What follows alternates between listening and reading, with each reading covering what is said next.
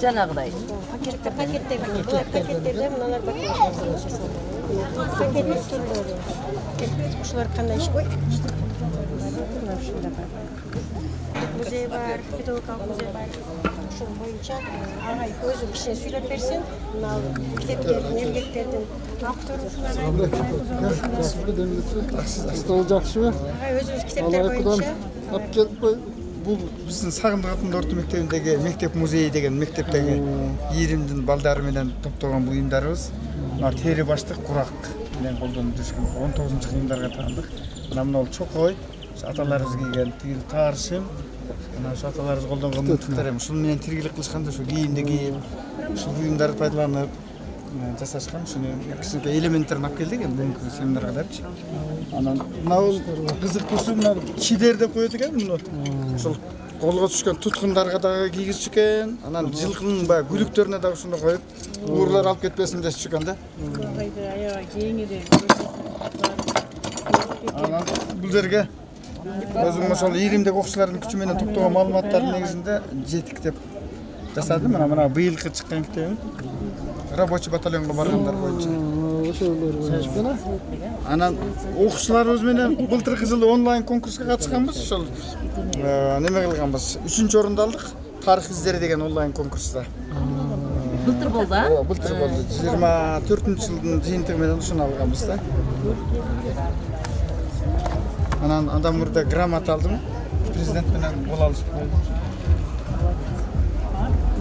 Жетекчиси мен Ахмат Маматса 2012-жылдан бери ушул ийрим кармай, ушул борбордо бирок мектептерде кармай, Абыс Калматов менен Акмат Алиевди бирок негизги неме ушу жерде.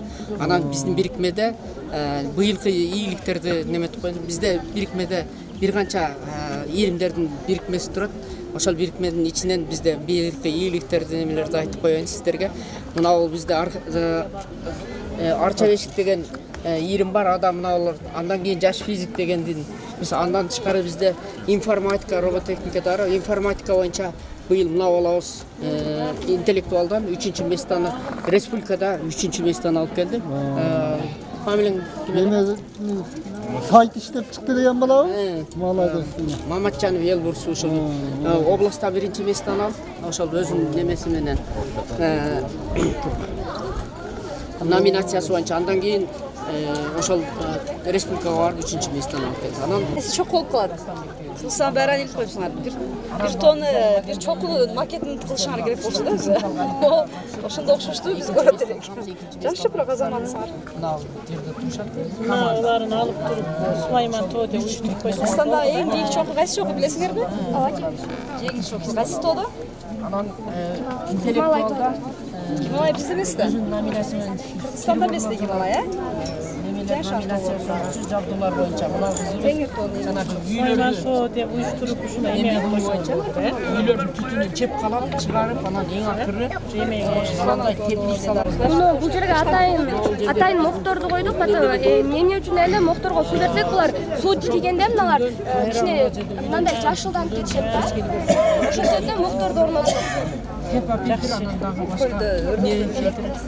Ано эмне? Бул дарактын элесин даракты жасаганга аракет кылдык. Японияда ушундай дарактар бар. Кыргызстанда деле өрүктөр гүлдөйт го жаздын күнү, Японияда окшоп. Ошондой эле туристтер да ошого окшош экен деп бизге келип Япониянын сакурасын айтып койсоңар. Ооба. Сакура бул ак го. Ооба, эми бул жактарга актар жабыштырып жетишпеди.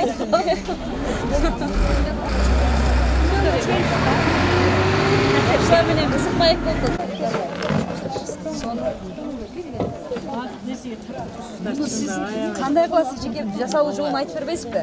Үстүнө эле түр басып, оной басыппы? Жок. Кантип жасайсыз? Такта кийизге колдон жасалган кийиздин бетине сүрөттү тарттырып алып, анан сүрөткө мына түстүн көрүнө карап туруп жүндү. Анын өзүнүн ийнеси бар мунчу. Ошол ийне менен мына писайчу.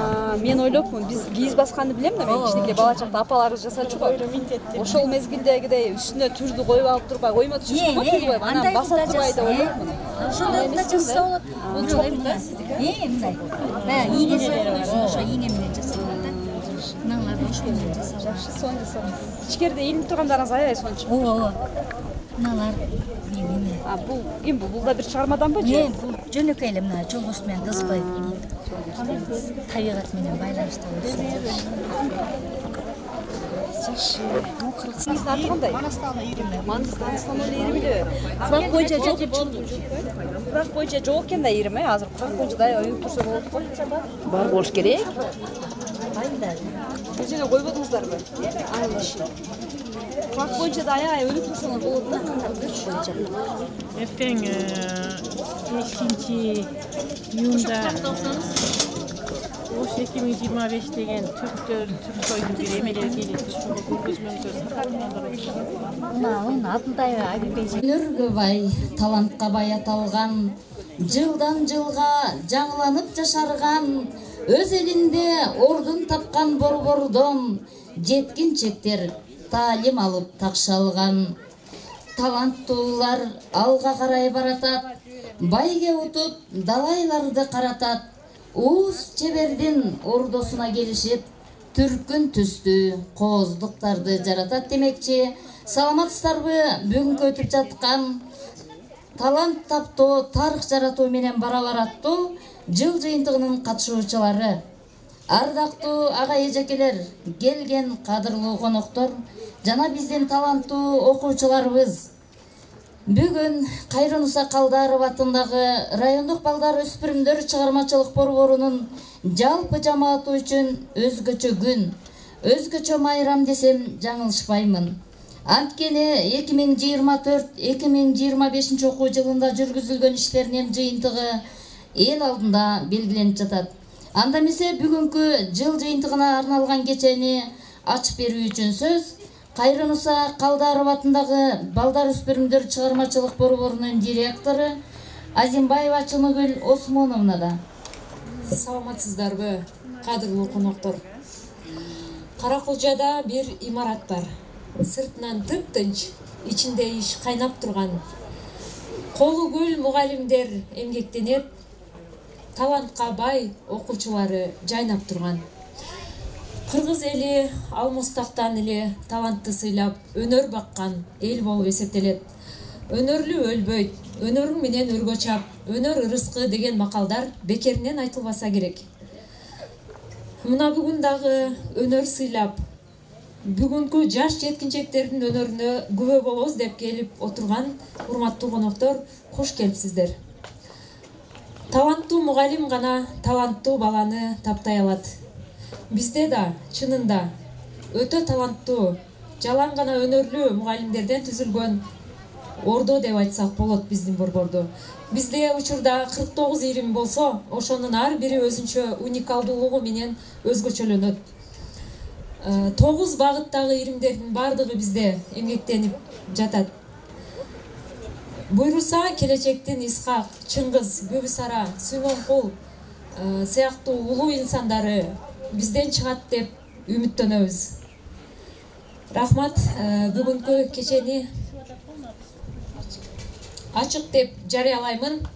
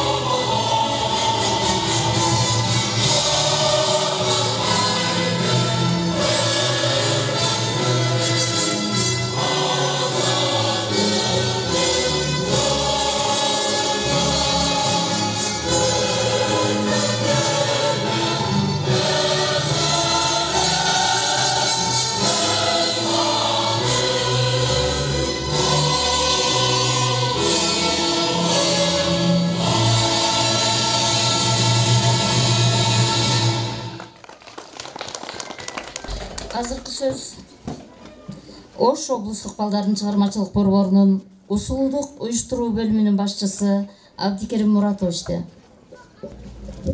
Саламатсыздарбы, урматтуу кесиптештер, ардактуу агайлар, эжекелер, сүйүктүү окуучулар. Мына бүгүн 2024-2025 окуу жылынын жыйынтыгын чыгарып аткан Наземге келип отурабыз.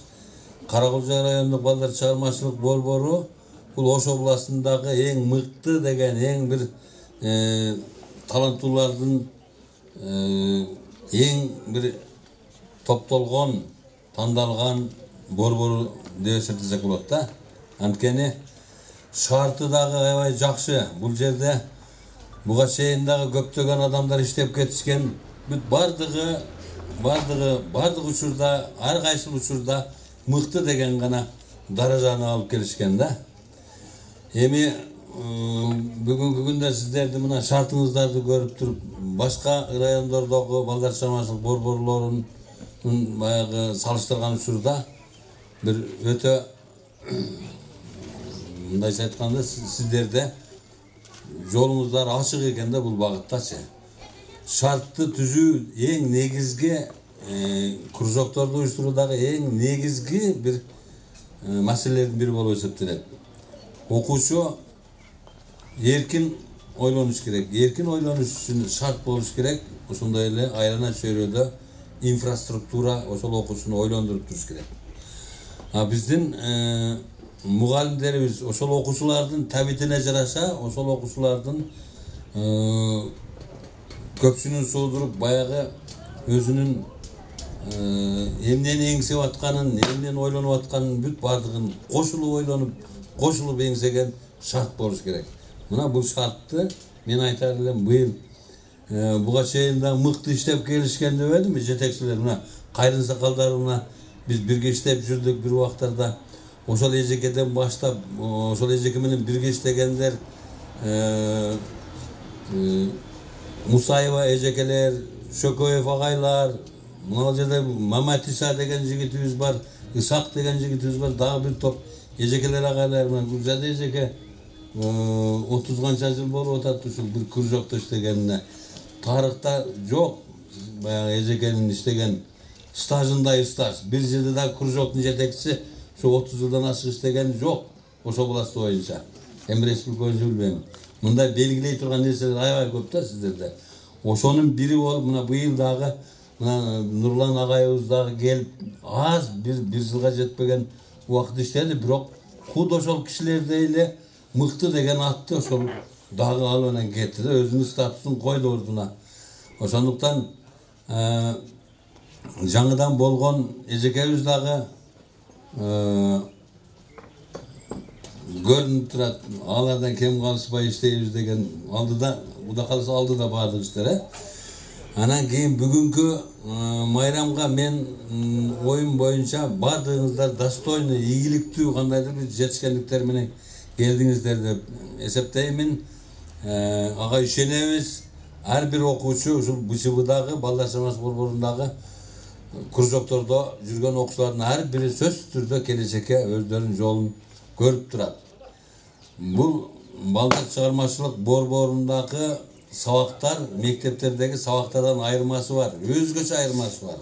Бул жерде иштеген мугалимдерибиз, мектепте иштеген мугалимдерден эми жалпы мугалимдер бизден мектепте иштеп келгенбиз капа болбосун го. Бул жердеги мугалимдер бардыгы 100% чыгармачылык мугалимдер да. Кудай талантты берген, өзгөчө хоббиси менен иштеген мугалимдер да. Мектепте андай азыраак предметтик мугалимдерде. Алар рамкада, алар чектелүү, кандайдыр тапшырманы, кандайдыр планды гана аткарат. Бизде балдар чыгармачылык борборунда кружок жетекчилери, мугалимдер эркин ойлонушат, эркин иштешет, эркин балдарды тандайт. Мектептеги балдарда эки алган окуучулар деле бар да, туурабы? БЧБда эки алган окуучу деген жок. БЧБда толку кызыккан ошого багыт алган гана окуучулар келет. Ошондуктан мынау иште биздин ишибизде өзгөчө күтүлүүчү ийгиликтер толтура да. Мен айтат элем, мынау жерге дагы бир көрүнбөгөн жазуу жазылып турат. Ошо жазууну элдер окушсун да, ошондой кылып иштеш керек да. Биздин ишти жеңил желпи дегендер жарым күнгө БЧБга келе бер деш керек да. Сен жазып койгула. БЧБга келип анан ошол жерде эмне иш болуп атканын көрүш керек да. Бу жерде өзүнчө бир балдардын дүйнөсү ушул жерде уюган да. Ошондуктан бүгүнкү майрамыңыздар менен бардыгыңыздарды куттуктаймын. Агай эжекелер отпускага чыгаардын астында турасыз, ушунчалык приятный, я? Бир ишти бүтүрүп туруп анан кийин деп отуруп, мындай көлөкөдө отуруп, ниш кылганымды ойлонуп отурган өтө сонун мезгил да. Андан кийин окуучуларыбыз дагы каникулга чыгып, бул жерден бир жыл кружоктордо эмнени жасадым, эмнени ойлонду, эмдиги жылы эмнени жасайм деп ойлонгондордун бүт баардыгын каникулда, жайлоолордо, биздин элибиздин ушундай бир жакшы салты жайлоого чыкмай. Өзү жайлоодо отурабыз, бирок жайлоого чыгабыз. Ушуну балдардын дүйнөсү дагы жайлоодогу дүйнөсү өзүнчө бир жакшы өтсүн деп каалайт элем. Коллективге аябай чоң ийгиликтер жараттыңыздар, чоң рахмат. Дагы алдыда дагы пландарды жакшы аткара бериңиздер. Ошондой эле райондук билим берүү бөлүмүнө дайыма ушул балдар чыгармачылык борборуна көңүл буруп тургандыгын биз аябай жакшы баамдайбыз, башка райондорго салыштырмалуу. Башка жерге барганда аларга деле ушундой айтабыз, бирок районалар өзгөчө Каракулчада көп көңүл бурат да. Анан ошондой эле акимият дагы аябай көңүл бурат. Себеби акимиятка дагы ушул мугалимдерден көп барган. Примашибековичтен баштап, заведующий району, анан аким, анан университетте профессор болуп кетип атат. Ошондой тенденция бар. Каракулча эли ички сезимдердин, таланттардын, чыгармачылыктын бир бай эли да. Ошол багытта. Ошон үчүн кыргызчасын не деп коет, сыймыктанабыз деп айтат, орусча завидую дейт да. Ушул элге сыймыктанасың, ушул элди көрүп суктанасың деген сөз. Ошон үчүн дагы бир жолу бүгүнкү майрамыңыздар менен куттуктаймын. Бизе мугалимдер 45 мүнөт сүйлөйбүз, билесиңер, ошон үчүн сөз кыскартайын. Чоң рахмат агай, ишиңизге ийгиликтер болсун. Азыркы сөз Каракулча райондук мамлекеттик администрациясынын башчысынын акимдин орун басары Осмонов Куатбек Жаматаевичте. Саламатсыздарбы? Бүгүнкү иш-чаранын катышуучулары ушул балдар өспүрүмдөр чыгармачылык борборунун эмгек жамааты, анан ушул жердин окуучулары, таланттуу окуучулар. Сиздердин мына бүгүн бир жыл бою эмгектенип, ошонун отпускага чыгаар алдында отчетуңарды берип отурасыздар. Бүгүнгү биз келип көрүп, баардыгын көрүп, сиздерге кылган эмгектериңизге чындап ыраазы болуп турабыз. Областтан, республикадан орундарды алып келген биздин окуучу балдарга чындап сыймыктанабыз. Окуучулар, силер Кыргызстан силердин келечеги, силердин колуңарда. Ушу келечек силердики. Силер ушундай чыгармачылык менен аракет кылып, кыргыз элине кызмат кылып, мамлекетти өсүндүрүп кете турган ушу силерсиңер. Ошон үчүн дайыма чыгармачылыгыңарды арттырып, элиңерге, жериңерге кызмат кыла беришиңерге тилектешмин. Анан агай эжекелер, сиздердин ушул кылган эмгегиңиздер дайыма үзүрүн берип турсун. Дайыма жакшы жетишкендиктерге жетише бериңиздер. Силердин алган сыйлыгыңыздар Каракулча районунун сыйлыгы. Сиздер менен биз да сыймыктанабыз. Сиздерди областка кетиптир, республикага кетиптир, балдарды алып барып ошол жерден орун алыптыр десе, биздин райондун жетекчилиги дагы өзүбүзчө сыймыктанып турабыз. Биздин районда мындай барып ушундай жетишкендиктерге жетишип атат деп. Ушундай жетишкендиктерге көбүрөөк жетишиңиздер. Жылдан жылга балдардын ушундай көп чыгармачылыгын арттыра беришиңиздерге тилектешпиз. Дагы бир жолу ийгилигиңиздер кут болсун. Жакшы эс алып келип, эмдиги жылыкты будан да жакшы жетишкендиктер менен жыйынтыкташыңыздарга тилектешмин. Рахмат. Анан кийин биздин чындап сиздерге грамоталарды geç sunuş kılıp kalıştı. Анан кийин үлгүрбөй калгандыгына байланыштуу башка күнү алып келип тапшырабыз. Бир 4 мугалимге сунуш берген экенсиз, өтө кеч берип калдыңыздар. Анан кийин ошону башка күнү алып келип тапшырабыз. Анан сыйлы ошондо дагы куттуктайбыз. Рахмат, дагы ийгиликтер жарата бергиле. Рахмат, ишиңизге ийгилик. Сөз Караколжо райондук билим берүү бөлүмүнүн башчысы Тутуева Алмагүл Мусаевнада. Саламатсыздарбы, урматтуу кесиптештер, урматтуу коноктор, урматтуу кымбаттуу ушул чыгармачылыкка умтулган жаш өспүрүмдөр. Мына бүгүн биз чоң эмгектин, чыгармачылыктын жана талыкпаган изденүүнүн майрамы болуп турат бүгүнкү күнү. Бүгүн биз Балдар чыгармачылык өспүрүмдөр борборунун 2024-2025 окуу жылындагы ишмердүүлүгүн жыйынтыгына сыймыктануу менен өткөрүп жатабыз. Бул жыл бул борбор үчүн жаман жылдардан болгон жок. Барыңыздарга белгилүү болгондой, мына ушул окуу жылдын ичинде ушул борбордун имараты жаңыланды. Мурунку директор Нурлан Рысбекович тарабынан ушул Нурлан Рысбековичтин аракети менен ушул имарат жаңыланып, көп жылдан бери эски болуп турду эле. Мына ушул жаңыланып жашнакай сиздер үчүн, сиздер иштегенге жашнакай шарттар түзүлдү. Ушул окуу жылдын ичинде биздин ушул борбордун мугалимдери, окуучулары көптөгөн ийгиликтерге жетишти. Областтык, эл аралык таймаш форумдарда, сынактарда жакшы ийгиликтерге жетиштиңиздер. Бул жыл бул Балдар өспүрүмдөр чыгармачылык борбору үчүн жаман жылдардан болгон жок десек болот. Ошондой эле ушул эле окуу жылдын ичинде кайрадан дагы жетекчилигиңиздер жаңыланды. Ушул Балдар чыгармачылык өспүрүмдөр борборунун директору Чынугүл Азимбаева Чынугүл эжеке, анын завучу Нурзада эжекелер да жаңыланып, кыскасы бул окуу жылында биз сиздердин чыгармачылык борборуңуздарда чоң өзгөрүүлөр болду деп айтсак жаңылышпаймын. Жаш өспүрүмдөрдүн өнөрүн өркүндөтүп, шыктандырып келе жаткан устаттарыбызга, биздин ушул борбордун мугалимдерине терең ыраазычылык билдиремин. Сиздердин талыкпаган эмгегиңиздер менен биздин балдар өздөрүнүн таланттарын өнүктүрүп, өздөрүнө ишенимдерин бекемдеп жатышат. Ар бир бала бул келечектин жылдызы. Бүгүн сахнага чыккан ар бир бала эртеңки жетекчи, эртеңки артист десек болот, мыкты жаран. Биз ушу балдар силерди колдойбуз, силердин чыгармачылыгыңарды колдойбуз, силер менен дайыма биз сыймыктанабыз. Силердин ушул жаратып жаткан чыгармачылык ийгиликтериңерге кубанып, алдыда дагы бийик жетишкендиктерди каалаймын.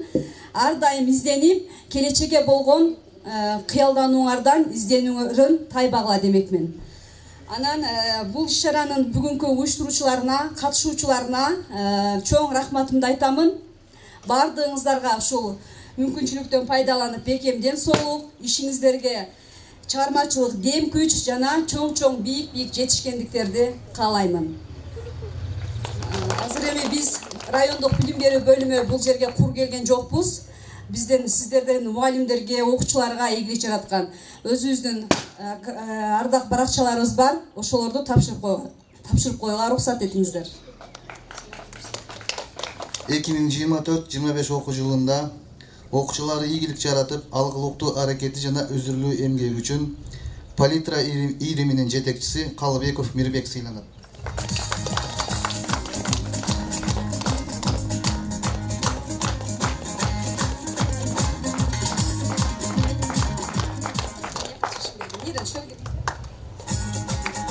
Ушундай эле грамота менен Сайма Саю ийриминин жетекчиси Болдобаева Турдубе эжеке сыйланат.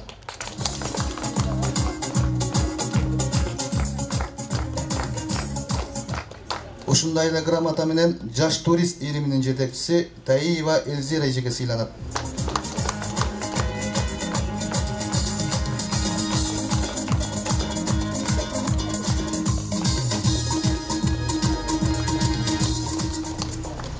Дагы бир акчалай сыйлык эл аралык форумда окуучусу 3-орунду алгандыгы үчүн Каныбек кызы Жаңыла эжеке сыйланат.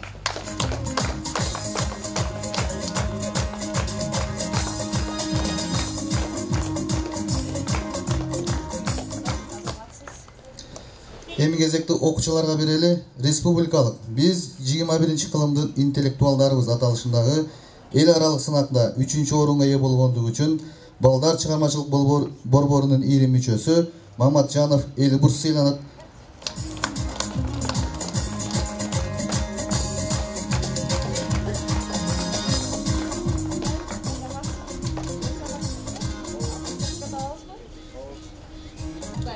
Облустук мен жана менин башка улуттагы досторум келечекке карай бирге аталышындагы дилбаян жазуу сынагында 2-орунга ээ болгондугу үчүн балдар чыгармачылык борборунун ийрим мүчөсү Өмүр Бакыева Сезим сыйланат.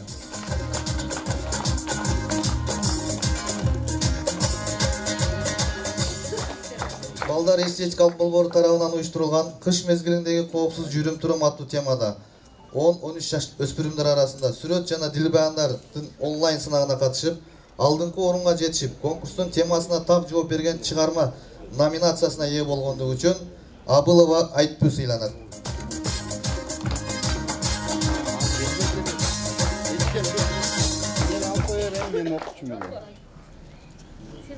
Ушул эле кыш мезгилинде коопсуз жүрүм-турум аттуу темада сүрөт жана дилбаяндардын онлайн сынагына актив катышкандыгы үчүн Ашыл Маматова Нурпери сыйланат.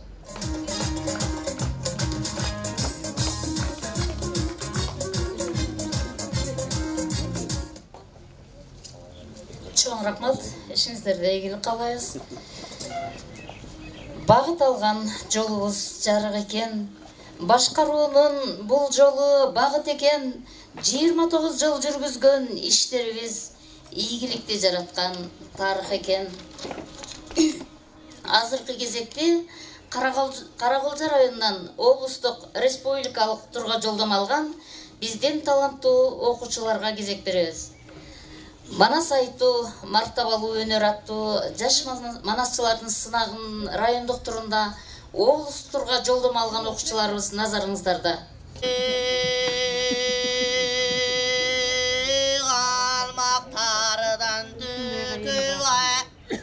Alışkandı koyduğun bir çocuğun etine bir çekende toyduğun kim gördüğümünde batırdı belsenip gelip kaçırdı koluna dizin ağısın oru için emmedi kozgulboston oşonda soru üçün emmedi tüklü taman tükü var kaçırıp jetip kalganı kaçırganın vurgundu aran ağışkan esin yüzüge turup bergene tükü var jetip kelgende bilegin tozdun yerrağaç bilegin karmay kalışıp urul edirme bilegin erende sorup alışıp Ürmüngdöşüp bulgundum, ütürüngdöp çulgundum Merçemdü жерден alışıp, bet alışıp çalışıp Ana yozun atışıp, ağırıp жерге basışıp Üstün moynum vuruşup, kuşalgan jerin joluşup Kapır menen bosurman kıratır taң alıp balmanların bulguşup Durgun adamdan kalıp eküngü dolgunu Çarpışkanın kalayık bilip jilet gördün mü Bu ne kişerinin endesi Kudaydı süygön bendesi Kara gök çalga bullon Gülgönünün ağısın Açısı gelip kalıptır Kan içmesi bek kalmam Ürtür gözü için zaynap Kargaday kaskateş Kalayıkta baskateş Kaska çıkıp alıptır Kıvırgan moydonuna kışka Kavlan jetip alıptır Kudur ağır salgıdır Bugün mülgün kalmakta Kara jerge salgıdır Karsanmanda savrulan Karaca ak buldursun Karmay kalı bilmerim Kaçırıp jetip boşondu Çıkanakta yağışlar Kumgadardı civerip Tonuğun korup getkene Acısın emi jetkenin Doğdoy dolgup tük boyamalı zaman getkene İki utan bağalak eğlenirken Rağız enke kırma balgana Es aldırmay kapırdı Yerden sorup algana Kemden neşip kapırdı Teker etip oturdu Tüklü taman tükübay Ege betin çıktı Eteğinden çıktı Tükbay oldu baylanda Rağız'ın başında Lokçoru da yaylandı Taması zaman getkene Olacıkta kıratas Kapatılağız etkenin Ürdey bolğun taş Doğdoy bolğun Balmandı taş kaçap et Gönüm tükbayday çoğun balvan Eki bölük bölündür Uşonda çıkanakta yağıştın balmandığı göründün ay.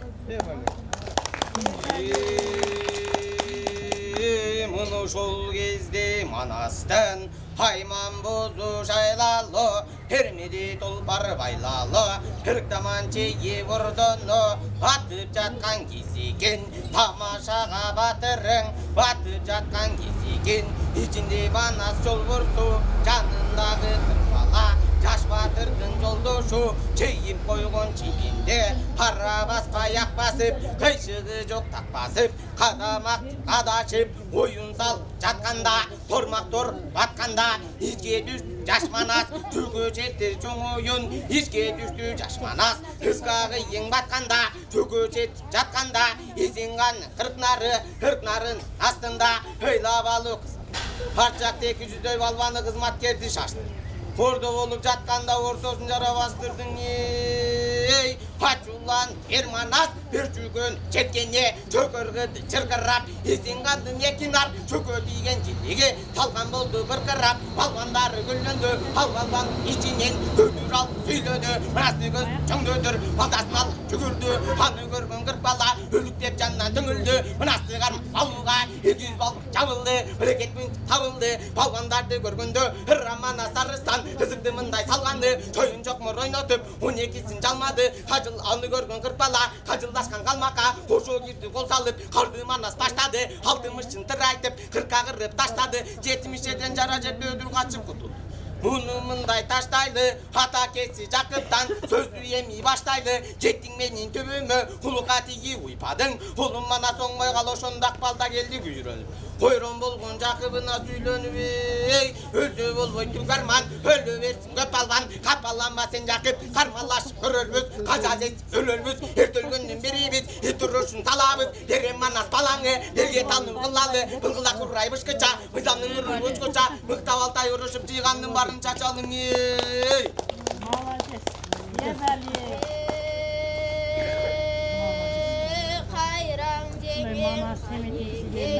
Çilmek oldu sızıktı, ılmak oldu kızıktı, karalı jürü batın çap, bukarga başlamak oldu buzuktu. Gün mezgili gelgice, yürüşte gürmük yüzlerip, gündü derin oldu mi, harpadana sacem verip, asıl cengen ganeke, tay doğru tay budandın, hayda derin oldu mi, bugün giri gün bata, ildi nasıl cimcata, canlı görünmüş, tay doğrusun sokunup, haydalağa salığa, asıl budan gülüktün, hacı derin oluğa, hıyabına geldirip, handan giyin budandı, 8 kan elge çabuğa, tudoy balgon kanigey, taydoruday budandın, taydoruday budandın, köygölöp durgan gökülün, kökçibik menen tüydemi, tulbungan sayda kuyruğun, kuşayı menen tüydemi, iki kulaşın sılvar, uzunundan daptak demi, bokuru düygon aklıkta, taydoruğa jaklıkta, ışıkından dapkat demi, içkenin yolun tötölöp, bukardağı 8 kandın alında, ödüdünün karabay, ölümün dep sanabay, çiğmekçi oldu sızıktın atına, bırak atılsa görsetmek oldu kızıktın ey. Hasta söylöp, savılıp, ini gelip çalınıp, çoğunluğu tadı karıyam, Hıdırman kırgız elimden, haydalıma min gezgen, hala kelgen oluyam, berenini kulak sal, haylanayın enekem, özüne benim berekem, elimiz elde gememiz, tatı uzattan gememiz, çarşı beni karısın, kurup geldim barısın, sınap geldim akmalap, budanının barısın, vakti baştan daybasa, abı gengdin tayduru, biri koy bozlamışsın, soğulayın eneke, tölgü kılıp torunu, anık oldu yavuşur, belge çapsap tayduru, kesin sura balıcı, belgülü kırgız elim yok, kimler kalap boy çeken, ben de cisir katındı, tölgü çap kuruyun, tayduru tulpar atımdı, çaba durgan tayduru ketmen tuyak kek sormu.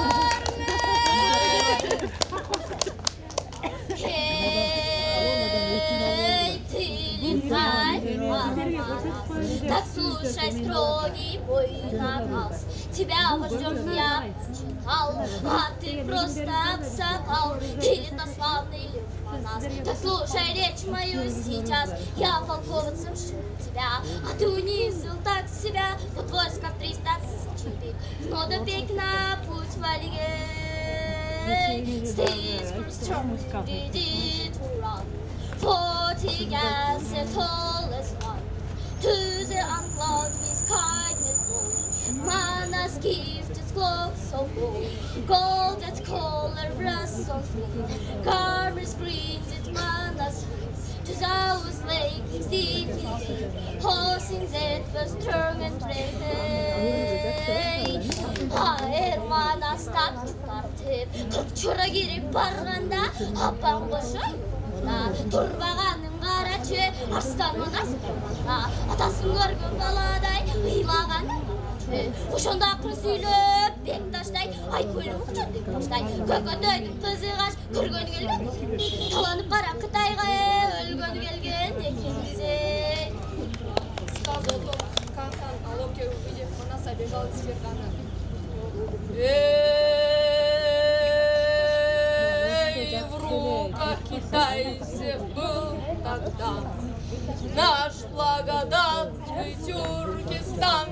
Народом правит Фергана, китайский хан на Локе, жестокий, беспомощным был, и кто предник не левезил, тот был зарезан, как баран, до нищеты довел народ, обременительный налог, 100 тысяч слитков и золота, и щедростоль, жертву вниз, завалив доль, в Маргелан, и все хорошеньких девиз, в гарем всей он забирал наших тюркских сыновей, ярко повесил под замок, народ нуждался и страдал, но сделать никого не смог. Кыргызских ханов все уталас, на свой совет созвал Манас. Равные пригласил вас, чтобы совет слушать ваш.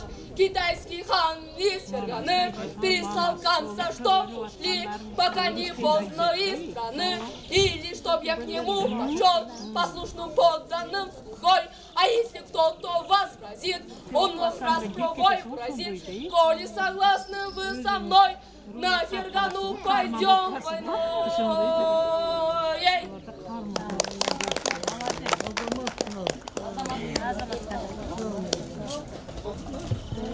Азаматсыңар, өнөрүңөр өркүндөй берсин.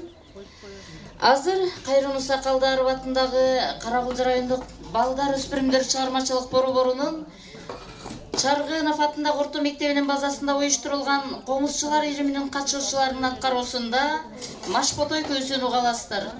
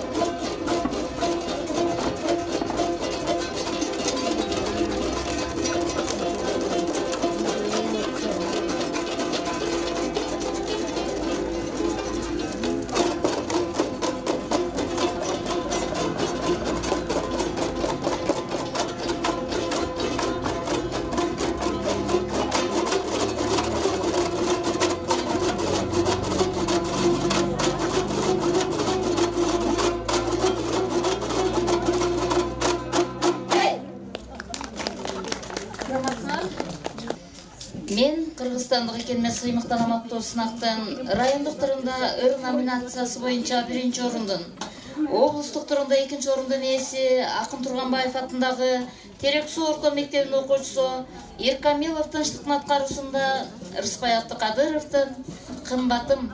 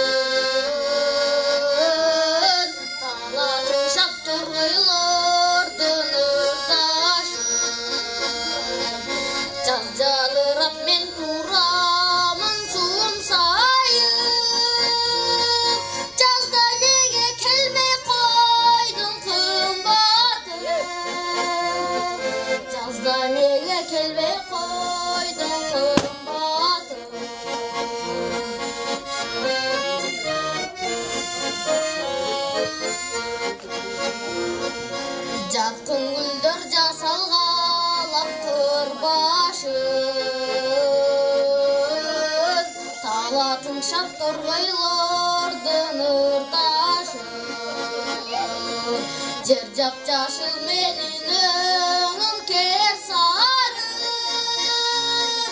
жайда неге келбей койдуң кымбатым, келчи сүйөр болсоң кымбатым. Assalamualaikum, selamat tandaisin. Aturum boğotata. Daraqtalып түкүнмө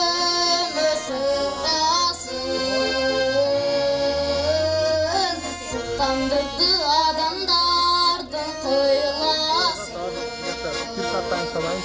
Tütüksün yüzün kamda bözüğüne Kızda nege kelmey koydun kımbatım Kızda nege kelmey koydun kımbatım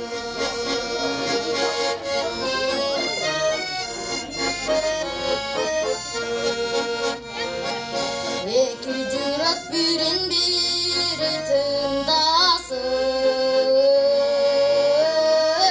Ezilişip elcireşip kılmasın Keremet var sende kışta cay kılar Kelçi kış çilde de kıbatın Kelçi suyar bolsun kımbatın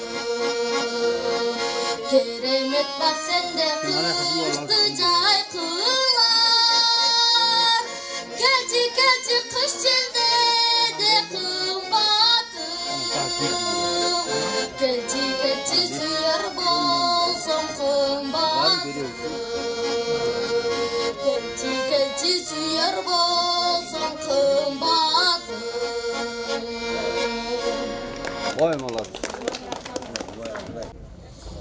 Кезек Арузат бейчилер тобунда.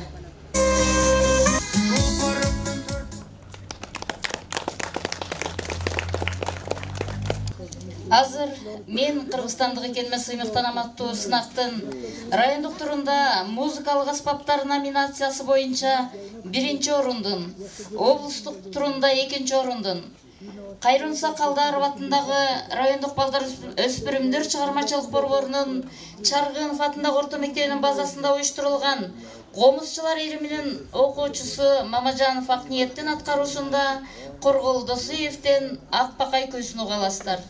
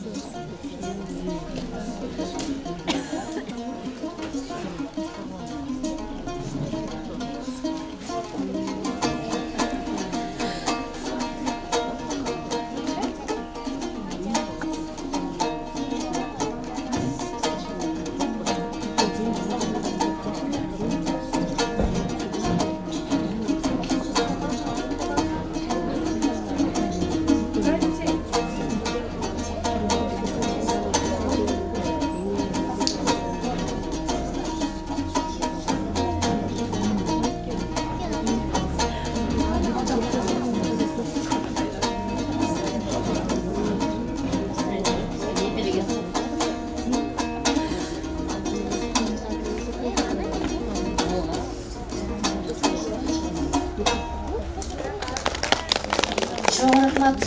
Кайрадан эле степ бай степ бириминин катышуучулары назарыңыздарда.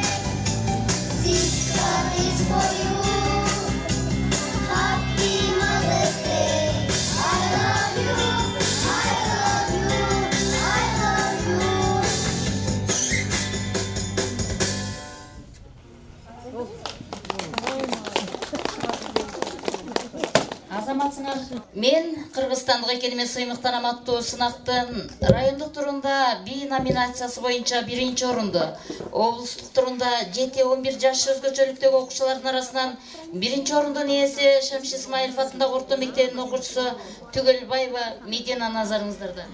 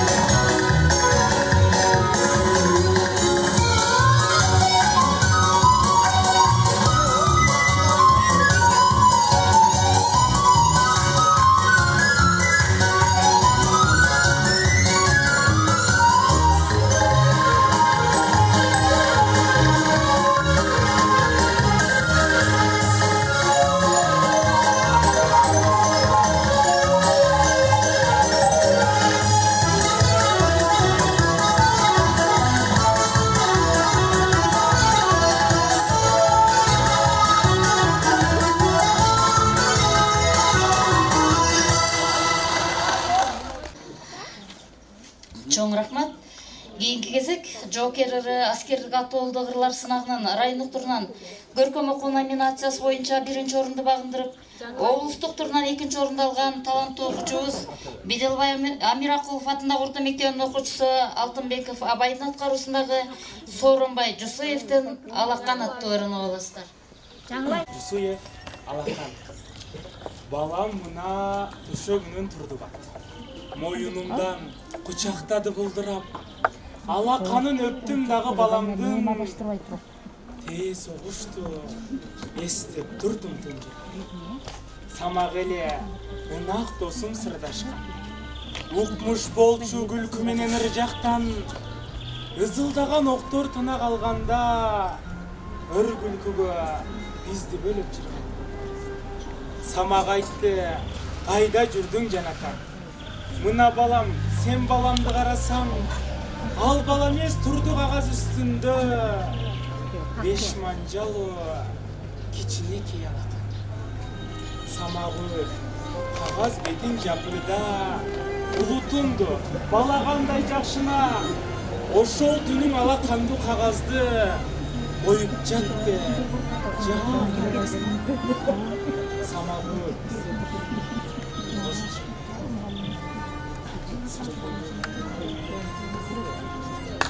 далайып самак ошол сүрөттү. Далай жолуң алмаштырды түнүктү.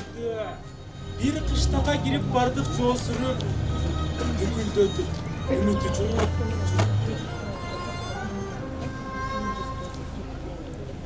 Бир короодо бала турат байлануу, ээ бир шумду таппай калдык айланы.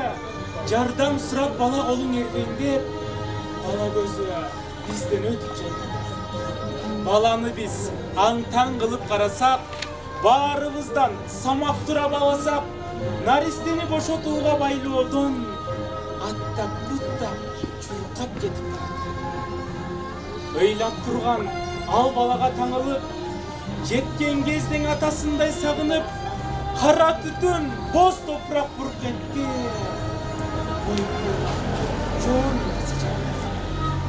Андан ары мен айтпай барам. Айткан сайын жүрөгүмдү канатам. Экөө тең жок, жерде жатты бир гана куп-куруң кичине көз. Кээде түшүп, мен торуна санам. Өлгөнүмдүн көйүн эске саламын. Согуш десе көз алдыма көрүнөт. Ошондогу алаканы бала. Окууларыңарга ийгилик. Анда эмесе ушуну менен бизден чакан баягы окуучуларыбыз тарабынан даярдалган чакан концерт программасы аягына келип жетти. Азыр кезекте сыйлоо аземине беребиз. Кайрынуса Калдаров атындагы райондук балдар өспүрүмдөр чыгармачылык борборунун ыраазычылык каттарын жана Азимбаев Осман атындагы стипендияны тапшырууга төмөндөгүлөр көрсөтүлсүн. 2024-2025 окуу жылында балдарды өз элинин маданиятына, кадаскытына жана чыгармачылыкка тарбиялоодо көрсөткөн жогорку кесипкөйлүгү, максаттуулугу, иш билгилиги, талыкпаган эмгек үчүн Кыл Калем ийриминин мугалими Анаркулов Жыргалга Кайрынуса Калдаров атындагы Карабулча райондук балдар өспүрүмдөр чыгармачылык борбору терең ыраазычылык билдирет. Робототехника жана информатика ийриминин мугалими Мамедов Исакбекке ыраазычылык билдирилет. Дизайн жана моделдөө ийриминин мугалими Ахматов Маматсага. Когуз коргоо ийриминин мугалими Абдыкапар уулу Дастанбекке.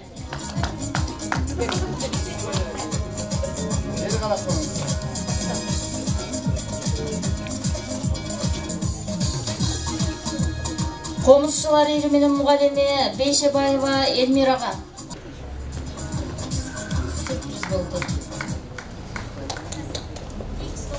Жаш инженерлер ийриминин мугалими Табылды кызы Жумагүл. Жол кыймылынын жаш тескөөчүлөр ийриминин мугалими Жумаев Салманга. Чебер колдор ийриминин мугалими Абдулдаева Апипага. Жаратылыш жана фантазия ийриминин мугалими Абдулдаева Сапаргүлгө. Арча бешик ийриминин мугалими Канибек уулу Абдикурманга.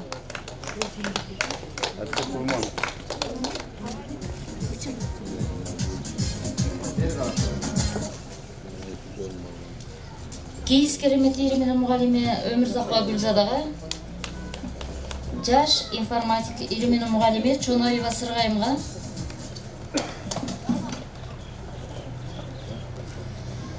Манастануу ийриминин мугалими Жороева Гүлбарага.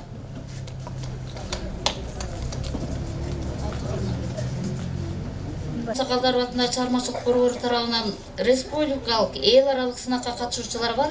1-2, 3 орунду багынткандарга Осман Азимбаев атындагы стипендияны тапшырып коюуга уруксат этиңиздер. Бекмаматов Нурдөлөт, Исаев Марсель.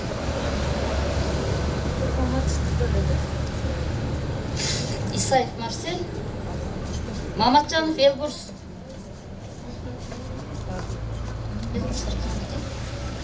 Асылбекова Сумая.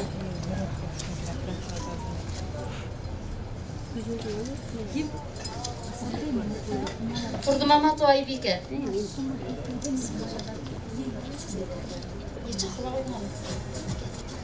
Азыр окуучуларыбызга ар түрдүү өткөрүлгөн иш-чараларга активдүү катышып, өзүнүн чыгармачылыгын көрсөтүп, жогорку орундарды камсыз кылгандыгы үчүн Акмон Турганбаев атындагы орто мектебинин окуучусу Иркамилов Тынчтыкка, Калдаров атындагы Карабулжа райондук балдар өспүрүмдөр чыгармачылык борбору терең ыраазычылык билдирет.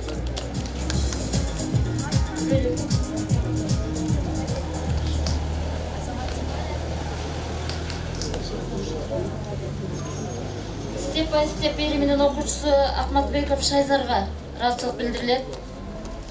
Осмонов атындагы орто мектебинин окуучусу Асанов Атай. Шайзар.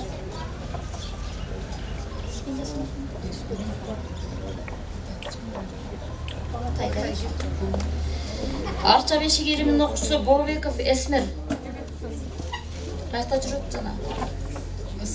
Эсмер бар. Айтып Курманды айтып койчу. Эсмер. Айтып Курман. Исмаилов атындагы орто мектебинин окуучусу Түгөлбаева Мединага. Ана Абдыкурман бияктан жүрөт. Абдыкурман. Дизайн жана моделдөө Эриминин окуучусу Султанова Аянага. Абдыкурман келди, тинтап. Ана Абдыкурман. Сен окуучулар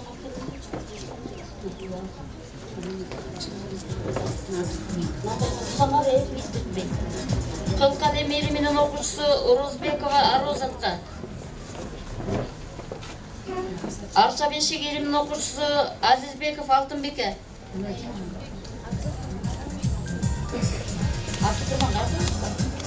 Кийинкилерин айтып бериңиз.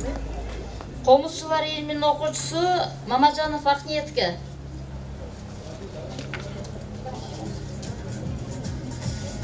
Жаш информатик Эриминин окуучусу Таштанбеков Эртабылдыга.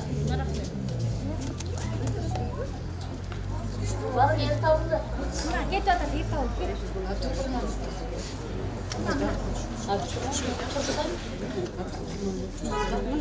Мына Эртабылды.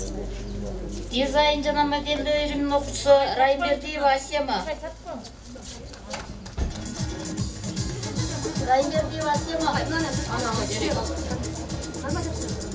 Арча Бешик Эриминин окуучусу Мамат Мусаев Айтмереке.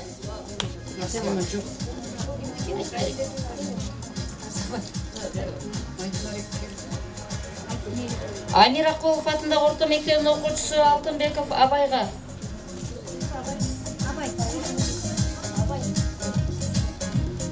Сайманын түрлөрү Эриминин окуучусу Мамат Садыкова Жазелге.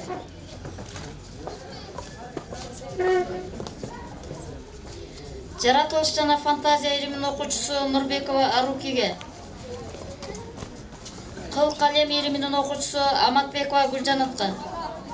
Кыл калем Эриминин окуучусу Аскербекова Нуржылдызга. Абдыразакова Деңиза.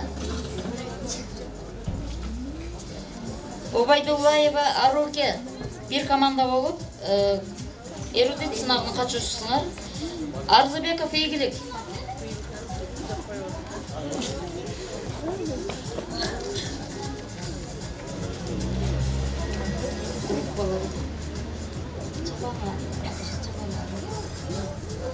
Чабанова Айнурага. Чабанова Айнура ким?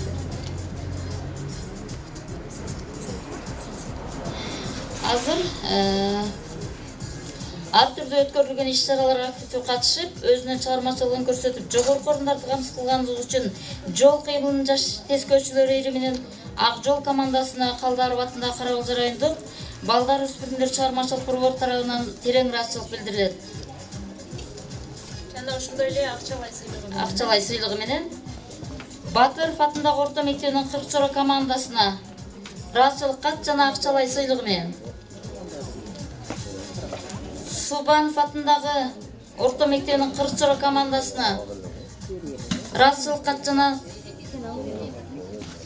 акчалай сыйлыгы менен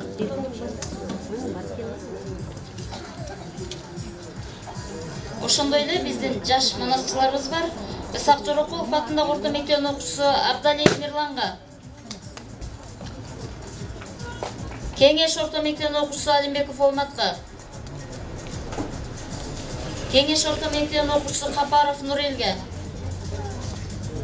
Эшмамбетов атындагы орто мектебинин окуучусу Бабединова Софияга, Токтогул орто мектебинин окуучусу Райымбаева Сезимайга,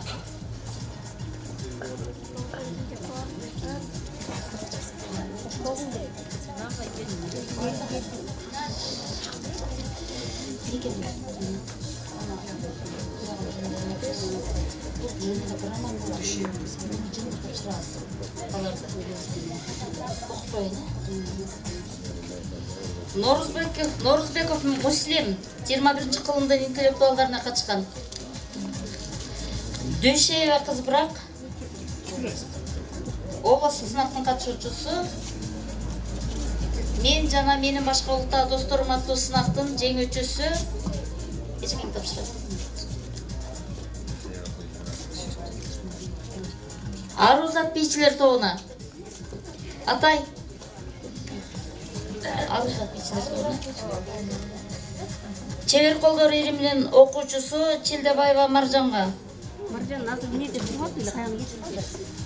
Маржан деп дагы айтпачы. Маржан Кийиз Керемет ириминин окуучусу Мухтарова Раянага. Сайман түрлөр ириминин окуучусу Кубанычбекова Нурзатка. Азыр эмнедесиң эле каяга кетип. Бизде туура түшүнөсүздөр, иримдер аябай көп болгондуктан ошонун ийгиликтери дагы ошончолук көп деп түшүнсөңүздөр болот. Анан бул стипендия жөнүндө айтып кетсем, бул менин атам, ардактуу бул дүйнөдөн көз өтүп кеткен журналист, акын Осмон Азимбаевдин элесине арналды.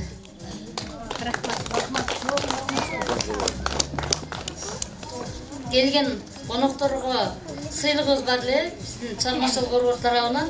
Анан бизде чыгармачыл директорубуз бар, достук азылдер жазылган, ошону окуп коюуга уруксат этиңиздер. Муратов Абдикерим Аттокоровичке ар тараптуу айкөл инсан чынында шыдыр жазат аңгемесин ырында. Абдикерим агайдай мыкты инсандар бир жаралат нечен деген кылымда.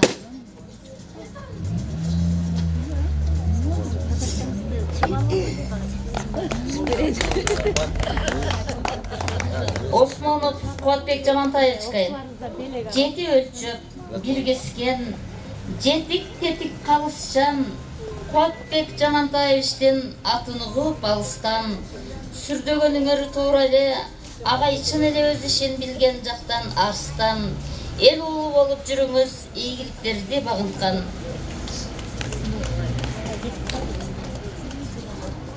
Тутуева Алмагүл Мусайнага иши менен тили төп келген, кылган иши эп келген, кыракы кызы кыргыздын Алмагүл Мусайнага Кудайым курман жанында эрк берген.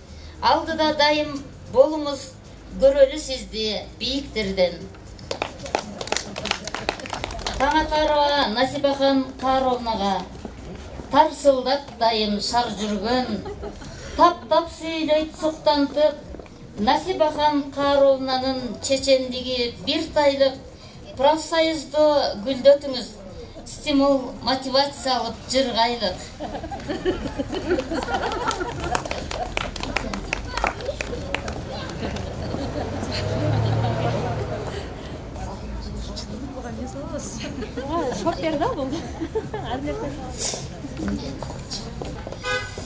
Сулайманова Бакпы Рыспайынага маданияттын туткасын кармап, Карагулжаны гүлдөтүп, өмүрүн жумушка арнап, Бакпы Рыспайына бардык иш-чараны келет шаңга бөлөнтүп, ден соолукка алып кетеле, жүрүңүз дайым өнүгүп.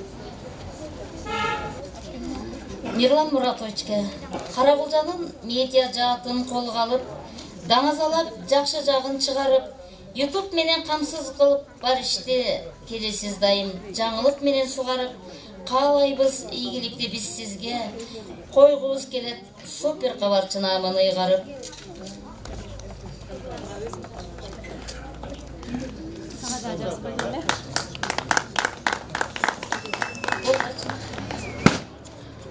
Алга баралы кыргыз элим, келечекте өзүбүзгө бурсактагы кубаш чайып өркүндө өсө берсин, туу көтөргөн Манастын урпактары.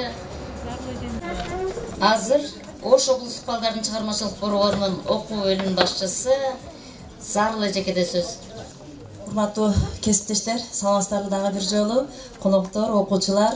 Бүгүн Кара Булжа райондук балдар чыгармачылык борборунан биз эртеден бери окуучулардын колдон жасалган эмгектерди көрүп, ырларын угуп, бийлерин көрүп, өзүбүзгө бүгүн чоң руханий азык алдык десем жаңылышпайм. Бүгүнкү жашнакай эс алууну уюштурган сиздердин жамаатыңыздарга терең ыраазычылык билдиремен. Бүгүн ошо жыл жыйынтыгы чыгарылып, бизде жыл сайын белгиленет. Ошол жыл жыйынтыкты бардык райондук балдар чыгармачылык борборунда өткөрүлүп атат. Бүгүн мына сиздерде өткөрүлүп атат. Ар бир иштин жыйынтыгы болуш керек. Бул жерде аты айтып тургандай чыгармачылык борбор дегенден бул борбордо жалаң гана чыныгы чыгармачыл мугалимдерибиз эмгектенет. Ар бири кандай багытта болбосун, өз багытынын мыкты немеси да мыкты мугалимдер сиздер да. Сиздерге сөз жок. Мен сиздер менен кайсы жерде болбосун сыймыктанам. Барыңыздарды сыйлайм, барыңыздарды жакшы көрөмүн. Барды кандай иш-чара болбосун, сиздер дайыма алдыдасыздар. Мына жакында ушул жылдын жыйынтыгы менен республикалык рейтингде ушул кошумча билим берүү багытында сиздердин ушу борбордо мен ойлойм эң жогорку балды алып, алдыдагы орунду ээлейсиздер деп. Ушул үчүн сиздерге ийгилик, ден соолук, мына алдыда эмгек өргү келип атат. Жакшы эс алып, жаңы окуу жылын жакшы дем күч менен баштайсыздар деген үмүттөмүн. Дагы сиздер менен жаңы окуу жылында жолугушабыз буйруса. Анан бүгүн барыңыздарга ыраазычылык. Мен ойлойм мындан ары ушул жыл жыйынтыгын башка кең маданият үйүндө жалпы чоң немени чакырып, ушу жетекчилерди, ата-энелерди, өнөктөштөрдү чакырып, мындан да чоң кылып белгилесек, окуучуларыбызды чакырып, мындан да жакшы болмок. Азыр мына жер кичине неме болду, окуучуларыбыз кыйналып ысып кетти окшойт.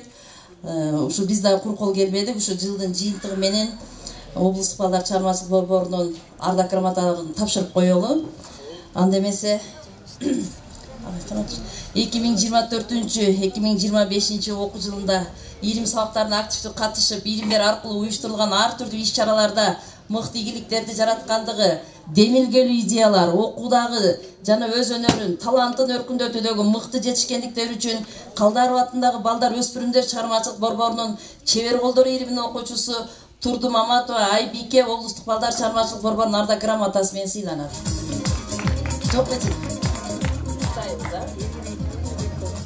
Ушундай ардак грамота менен Кийиз Керемет илиминин окуучусу Акылбекова Сумая сыйланат.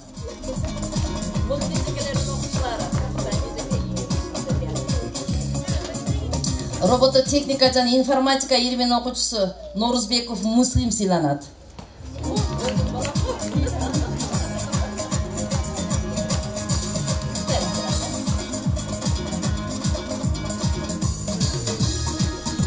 Ушундай грамота менен Салбурун илиминин окуучусу Бекмаматов Нурдөөлөт сыйланат. Салбурун илиминин окуучусу Нурдөөлөт келган.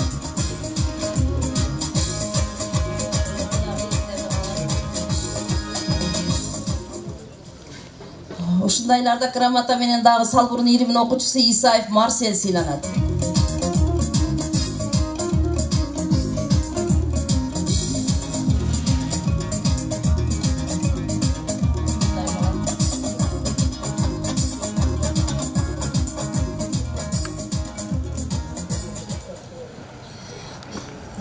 Бизде мыкты иштеген мугалимдерибиз дагы белгилеп кетели.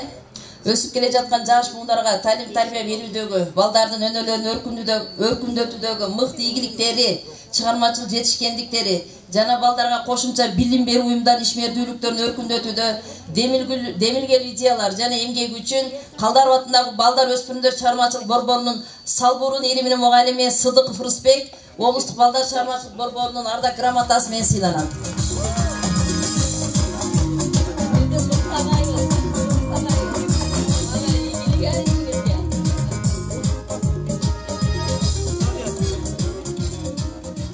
Ушундай ардак грамота менен компьютер менин жан досум ириминин мугалими Каныбек кызы Жаңылай сыйланат.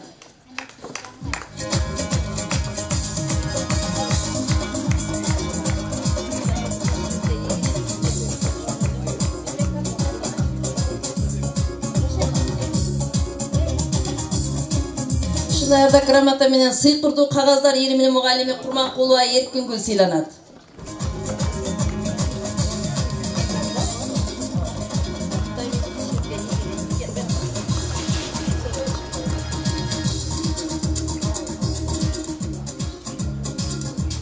Калган Абдикерим Атокурович өзү айтып куттуктап тапшырсын. Урматтуу кесиптештер, дагы бир жолу майрамыңызды менен куттуктап, мен мына эл аралык сынактардын катышуучулары эки окуучубуз бар экен, ошол эки окуучусундагы ардак грамоталар, дипломдор бар, ошону тапшырып коеюн. Улуттар аралык ынтымактуулукту бекемдөө, элдердин биримдигин чыңдоо максатында уюштурулган мен жана менин башка улуттагы досторум келечекке карай бирге аттуу облустук сынактын сырттан өтүүчү дил баяндар сынагынын экинчи орунун ээлегендиги үчүн Кайры Сакалдардын атындагы Каракулча райондук балдар чыгармачылык борборунун степ бай степ ириминин окуучусу Дүйшөбө Кызбырак ошол облустук балдар чыгармачылык борборунун диплому менен сыйланат. Экинчи даража диплом.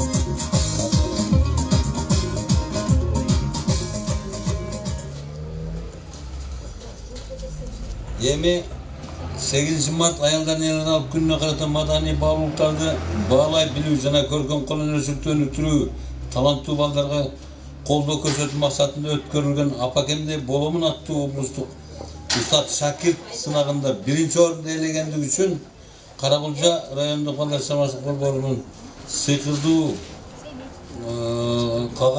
сыйкырдуу кагаздар ириминин окуучулары Исакулова Бүсайра, Чабанова Айнура Эко Ош облустук балдар чыгармачылык борборунун биринчи даража диплому менен сыйланат. Мындай экен, экөөдөн сизди дагы окуучу деп коюпсуз. Исакулова Бүсайра апасы, Чабанова Айнура мынакей. Апакемде боломун деген точно мынакей. Рахмат. Биринчи даражадагы областта биринчи орунду алып отыр. Азамат. Ошондой эле биздин билим берүү агартуу министри болуп калды.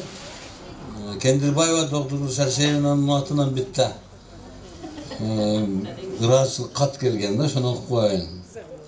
За вклад в развитие детского изобразительного и прикладного творчества, за действие и проведение международного детского конкурса прикладного творчества ручных изделий, домашнего обихода, рукоделия сокровища деген сынак.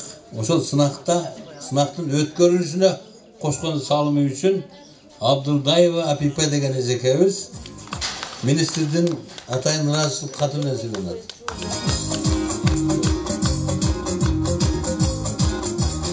Эми урматтуу кесиптештер, дагы бир нерсени дагы бир жолу айтыш керек да. Баатырды атын алыстан уктагы өзүнүн жанына келсең бир киши дейт. Ошонун сыңарындай азыр сиздердин Нурланбек мурдагы экс-директоруңар ар жерде айтылып жүрөт, бардык райондордо айтылып жүрөт.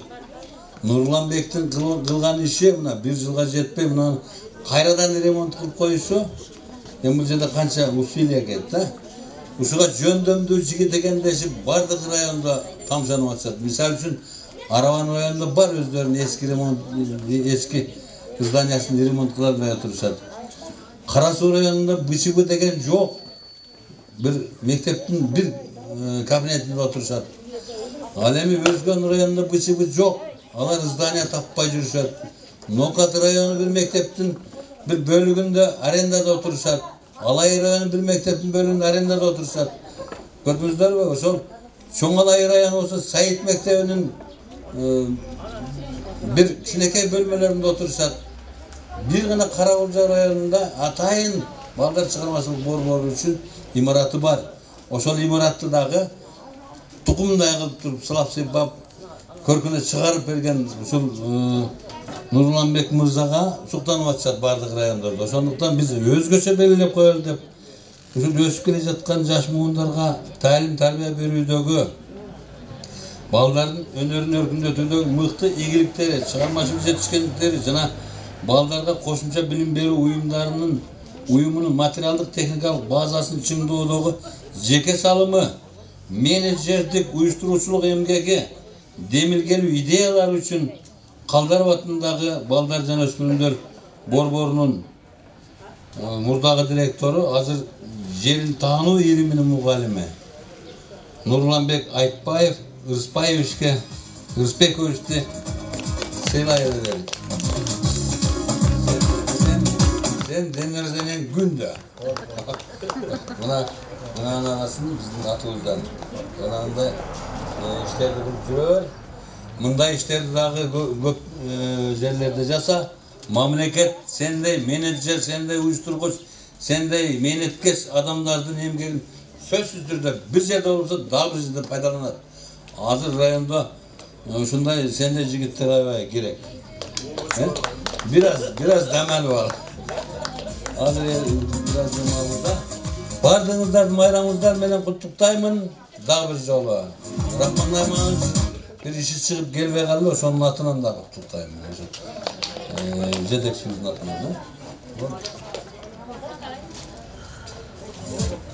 Чоң рахмат агай. Ушуну менен бүгүнкү жыл жыйынтыгына арналган кечебиз аягына келип жетти. Саламатта болуңуздар.